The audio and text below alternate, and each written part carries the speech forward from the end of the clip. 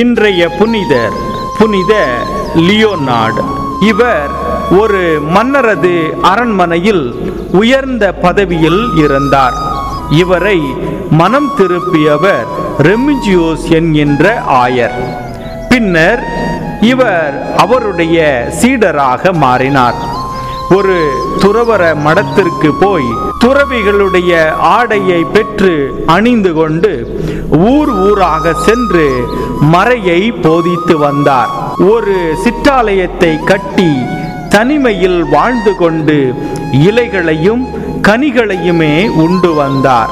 தனக்கு எது கிடைத்தாலும் அதை பிறருக்காக, சமூகத்திற்காக, திருச்சபைக்காக பயன்படுத்தி வந்தார்.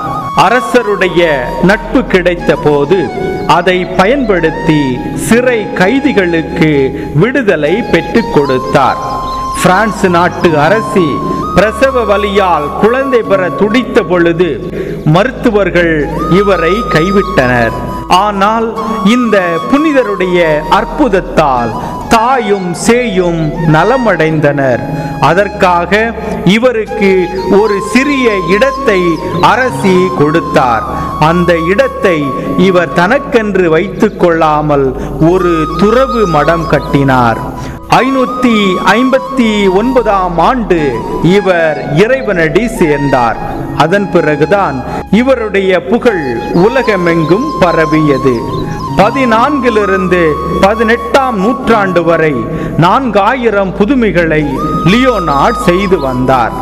சிறை கைதிகளின் பாதுகாவலராகவும், பிரசவ வலியால் துடித்தவர்களுக்காகவும், தீய ஆவி பிடித்தவர்களுக்காகவும், நோயுற்ற விலங்குகளின் பாதுகாவலராகவும் இன்றும் இருந்து கொண்டிருக்கின்றார். ஜெபத்தினுடைய ஆற்றல் அளவிட முடியாதது.